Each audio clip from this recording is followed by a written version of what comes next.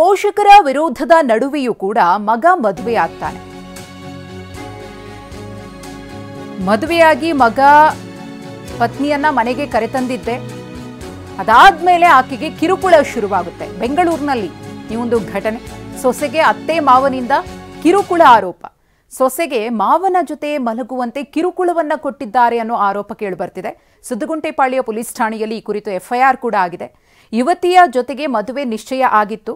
ಪೋಷಕರೇ ನೋಡಿದಂತಹ ಯುವತಿ. ಆದರೆ ಅದಾದ್ಮೇಲೆ ಏನಾಯಿತೋ ಗೊತ್ತಿಲ್ಲ. ಮದುವೆಗೆ ತಂದೆ ಮತ್ತು ತಾಯಿಯ ಅಡ್ಡಗಾಲನ್ನು ಹಾಕ್ತಾರಂತೆ. ಆ ಹುಡುಗಿಯನ್ನ ಮದುವೆ ಆಗಬೇಡ ಅಂತ ಮಗನಿಗೆ ಹೇಳ್ತಾರಂತೆ. ಆದರೆ ತಂದೆ ತಾಯಿ ನೋಡಿದಂತಹ ಹುಡುಗಿಯನ್ನೇ, ಅಂದರೆ ನಿಶ್ಚಯ ಆಗಿದ್ದ ಆ ಯುವತಿಯನ್ನೇ ಯಾಸಿನ್ ಮದುವೆ ಆಗ್ತಾನೆ.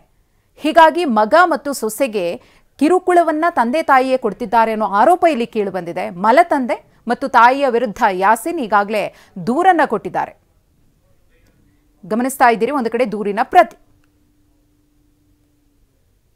हमना जान का यदि धोखा हुआ तो जिम्मेदारी चको मेरे स्टाफ फादर अकबर पाशा भी मेरी अम्मिया को मेरा बानुच DCP साहब को भी और कमिश्नर साहब को रिक्वेस्ट करता हूँ हमना प्रोटेक्शन दियो अगर को हमना जान का यदि धोखा हुआ ನಾನು ನನ್ನ ಗಂಡ ಮದುವೆ ಆಗಿದ್ದೀವಿ ಅಂತ ಹೇಳಿಬಿಟ್ಟು ನಮ್ಮ ಅತ್ತೆ ನಮಗೆ ಫುಲ್ ಟಾರ್ಚರ್ ಕೊಡ್ತಿದ್ದಾರೆ. ಆಡಿಯೋ ಮೆಸೇಜಸ್ ಕಳಿಸಿ ತುಂಬಾ ಗಲೀಜ್ ಮಾತಾಡ್ತಾ ಇದ್ದಾರೆ. ಅವ್ರು ನಮಗೆ ನೆಮ್ಮದಿಯಿಂದ ಬದುಕಕ್ಕೆ ಬಿಡಲ್ಲ ಅಂತೆ. ನಾವಿಬ್ರು ಸಾಯ್ಬೇಕಂತೆ.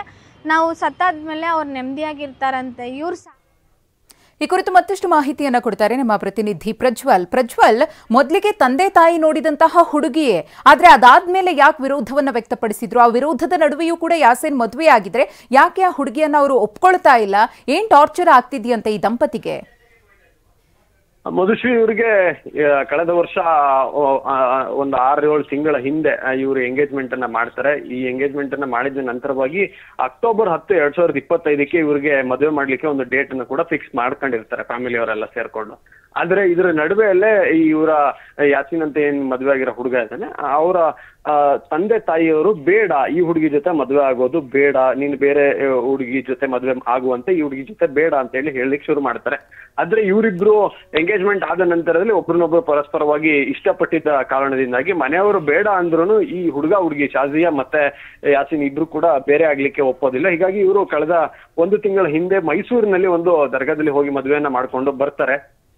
ಬಂದಂತ ನಂತರದಲ್ಲಿ ಇವರು ಈ ಹಿಂದೆ ವಾಸ ಮಾಡ್ತಿದ್ದಂತ ಸುಲ್ಗುಂಟೆಪಾಳ್ಯದ ಮನೆಯಲ್ಲೇ ವಾಸ ಮಾಡ್ಲಿಕ್ಕೆ ಮುಂದಾಗ್ತಾರೆ. ಆದ್ರೆ ಅಲ್ಲಿ ಮನೆಯಲ್ಲಿ ವಾಸ ಮಾಡ್ತಿದ್ದಂತ ಸಂದರ್ಭದಲ್ಲಿ ಇವರ ಅತ್ತೆ ಆಗಿರ್ಬೋದು ಮತ್ತೆ ಇವರ ಮಾವ ಆಗಿರ್ಬೋದು, ಇವೆಲ್ಲರೂ ಕೂಡ ಈಕೆಗೆ ಪದೇ ಕಿರುಕುಳವನ್ನ ಕೊಡ್ತಿರ್ತಾರೆ ಅಂತೇಳಿ. ಅಂದ್ರೆ ತನ್ನ ಗಂಡನ ಜೊತೆ ಮಲ್ಗು ಅಂತ ಹೇಳಿ ಹೇಳಿದ್ರು ಅಂತ ಹೇಳಿ ಈಕೆ ಈಗ ಬರೆದು ಲಿಖಿತ ದೂರನ್ನ ಏನ್ ಕೊಟ್ಟಿದ್ದಾರೆ ಆ ದೂರಿನಲ್ಲಿ ಉಲ್ಲೇಖವನ್ನ ಮಾಡಿದ್ದಾರೆ. ಧನ್ಯವಾದ ಪ್ರಜ್ವಲ್ ತಮ್ಮ ಮಾಹಿತಿಗಾಗಿ.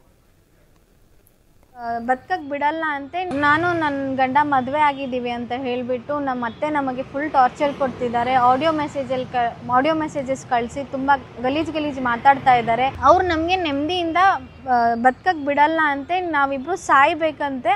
ನಾವು ಸತ್ತಾದ್ಮೇಲೆ ಅವ್ರು ನೆಮ್ಮದಿಯಾಗಿರ್ತಾರಂತೆ. ಇವ್ರು ಸ್ಯಾಲ್ರಿ ಕೊಡಿ ಅಂತ ಕೇಳ್ತಾ ಇದ್ದಾರೆ. ಈಗ ಅವ್ರ ಮನೆಗೆ ಬರೋದು ಅಮೌಂಟ್ ನಿಂತೋಗಿದೆ ಅಂತ ಹೇಳ್ಬಿಟ್ಟು ಇನ್ನು ಹೆಂಡತಿಗೆ ಮಾರ್ಬಿಟ್ಟು ನನಗೆ ತಿಂಗಳಿಗೆ ಇಷ್ಟು ಕೊಡು ಅಂತ ಹೇಳ್ತಿದ್ದಾರೆ. ಇವ್ರಪ್ಪ ಬಂದು ನಾನು ಇವ್ರಿಗೆ ಮದುವೆ ಆದಮೇಲೆ ನಾನು ಇವ್ರಪ್ಪನ ಪಕ್ಕ ಹೋಗ್ಬಿಟ್ಟು ಬೇಕಂತೆ ಇಲ್ಲ ಅಂತ ಹೇಳಿದ್ರೆ ಹುಡುಗರನ್ನ ಕಳಿಸ್ಬಿಟ್ಟು ನಾನು ಮಾಡಿಸ್ತೀನಿ, ನಮಗೆ ನಮ್ಮ ಮಮ್ಮಿಗೆ ನನ್ನ ಅಣ್ಣನ ಹೆಂಡತಿಗೆ ಮಾಡಿಸ್ತೀನಿ ಅಂತ ವಾರ್ನಿಂಗ್ ಕೊಟ್ಟು